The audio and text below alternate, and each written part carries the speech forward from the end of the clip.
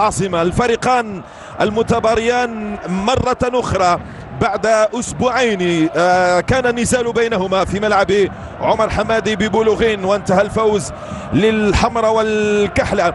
فريق اتحاد العاصمة بهدفين لهدف. اليوم يرفع التحدي فريق البابية على ملعبه وبين جماهير 26 في وسط ميدان لويس مادالجي. يتواجد حسين العرفي رقم 11، ويعود محمد بن خماسة بعد مشاركته مع المنتخب الأولمبي وغاب عن المباراة السابقة، وفي ظل غياب كذلك نسيم بوشامة بداعي الإصابة. أيضا صافرة بداية هذا الشوط الأول. قدور بالجلالي تونسي ودرارجة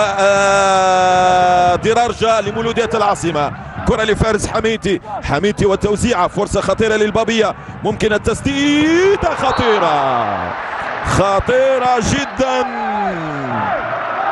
ومحمد لامين زماموش القائد يبعدها بصعوبة. كرة ناصر همامي من القائد إلى القائد، والتفوق لمحمد لامين زماموش. تلمس الكرة لاعب ثاني من جانب فريق مولودية العلماء. كرة فارس حميتي ملعوبة وتسديدة تمر أرضية جانبية عن مرمى الحارس محمد لامين زماموش. ماذا يخبي شريف حجار مدير البابية مدرب مولودية العلماء لقاء اليوم؟ قلتين فرحات، والكرة المخالفة الخطيرة للاتحاد، وكرة بالرأس. بدبودة يضيع، إبراهيم بدبودة يضيع فرصة ذهبية لفريق سوستارا بالرأس. ارتقى فوق الجميع، تعود على تسجيل عديد الأهداف، ارتقى هو وفاروق شافعي. بلخيث المختار إذا وزع ستكون كرة في غاية الخطورة. نسيم دحوش وكرة جول. لا لا لا لا لا لا لا, لا. التسديدة من عبد الإفريقي زين الدين فرحات. كرة من الركنية ملعوبة إلى القائم الثاني فاروق شافعي، وفرصة وكرة سهلة. كرة إبراهيم بدبودة. هناك تهاون من دفاعات كلا الفريقين، أخطاء بالجملة في المراقبة، في المتابعة، في التحرك، بطء من مدافعي كلا الفريقين. الكرات الهوائية لمولودية العلماء يعني في الترجي كان يلعب أحيانا على الجناح. قدور بالجلالي، قدور بلمسة إلى بليلي داخل منطقة الجزاء، جول. أوه خطيرة جدا، خطيرة، لمسة رائعة داخل منطقة الجزاء. هاي المهارات، هاي الإبداعات، هاي الفنيات، هاي اللمسات من ابن وهران. الكرة من قدور بالجلالي ومرت إلى يوسف. يا عيني يا لمسة، يا عيني يا همسة، يا عيني يا مراوغة. وضع المدافع محمد بالهادي في مهب ماسة. كرة تستعد بسرعة من جانب فريق سوستارا. ربيع بلمسة لزينو فرحات وربيع مفتاح. خطير هذه الكرة، جول ضاعت. ما الذي يضيع فريق الاتحاد الآن؟ سيندم على هذه الفرص. قدور بالجلالي مش في يومه. لمسة عرضية وكرة من يوسف بليلي إلى خارج أرضية الميدان.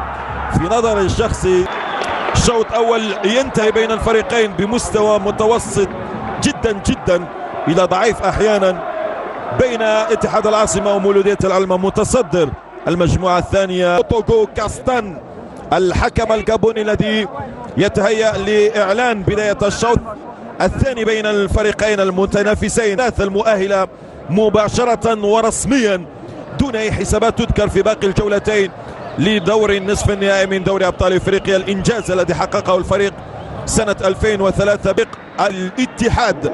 الشوط الثاني سينطلق الآن. هذه الصافرة من الحكم اوتوغو كاستان.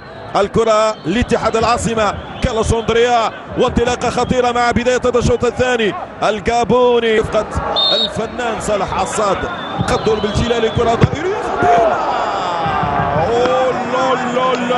لا سوغير كاد أن يلحق بها ويضعها في المرمى. الحارس اعتقد افلتها من رأس سوغا.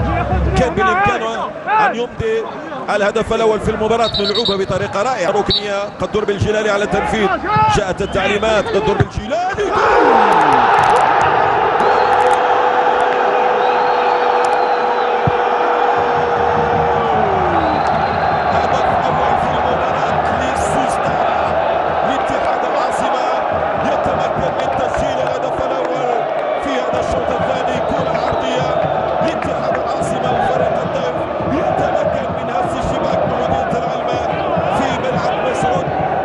واحد يبدو يصول بالخيثر مختار، لا أحد يتمكن من إيقاف هذا المحرك ديازال. واو واو واو واو واو، بالخيثر مختار يختار التسديد نحو المرمى. أفضل لاعب فريق البابية على الإطلاق.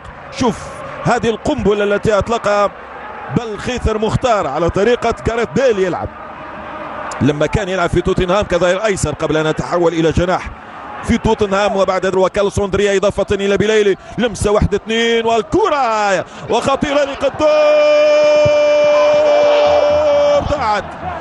واو واو واو يا قدور يا بالجلالي، أمامك المرمى، لماذا تفضل أن تعيد الكرة إلى دفاعة البابية؟ فرصة كبيرة لتسجيل الهدف الثاني. هذا أي لاعب يا قدور يا بالجلالي، وحدك مع الحارس جوانب صغيرة من هذه الجوانب الصغيرة، كيف أن الفريق يكون في كامل تحضيره النفسي وثقته في نفسه. تسلل من خالد بوزامة يريد تعويض الخطأ الذي ربما كالسوندريا.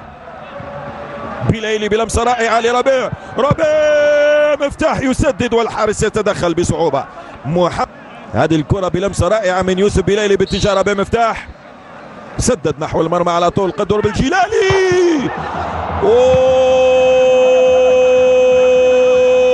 كرة في منتهى الخطورة، كرة رائعة جدا من سوغار، كادت أن تصل إلى المرمى بنفس الطريقة التي سجل بها سوغار تقريبا أمام الوفاق الصيفي. لمسة رائعة من قدور بالجلالي وسوغار يرتدم الأجانب.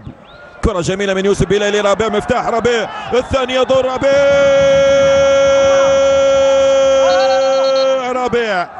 ربيع مفتاح كان أنانيا بالمرة، يلعب كرة فوق الحارس محمد. خطأ فادح من خالد بوزامة، ويوسف بيليلي يساعد الكرة، يمر يوسف بيليلي ولمسة بينية أرضية باتجاه سوغار. ممتاز ما يفعله يوسف بيليلي داخل منطقته. لما يكون يوسف بيليلي وجه لوجه مع لاعب يتفوق بيليلي. شوف وضع الكرة وبالخيثر مختار هو الذي أنقذ بوزامة. ربيع مفتاح، تعود الكرة ليوسف بيليلي، لمسة داخل منطقة الجزاء لقدور. قدور بالجلالي ومقراني، قدور بالجلالي ومحمد مقراني يتألق ينقذ مرماه من هدف ثاني لفريق سوستارا. خلاص من الناحية البدنية فريق البابية يبدو غير قادر على رفع مساندة إبراهيم بدبودة. لعوافي يمر لعوافي والتسديدة والحارس زيماموش بصعوبة إلى الركنية. ترك المبادرة والفرصة للاعبي فريق البابية والتركيز الذي يبدو مشتتا من لاعبي فريق الاتحاد. لا أدري الجزائرية. الحكم يصفر نهاية هذه المباراة بعد مرور 95 دقيقة من اللعب. اتحاد العاصمة ينجح فيما كان هو مطلوب، يصل إلى النقطة رقم 12، يتأهل رسميا إلى الدور نصف النهائي. مباراته أمام سطيف والمريخ السوداني ستكونان مباراتين شكليتين، ولكن الأهم بالنسبة إلي أن يبدأ البطولة بشكل ناجح في دربي عاصمي يجمعه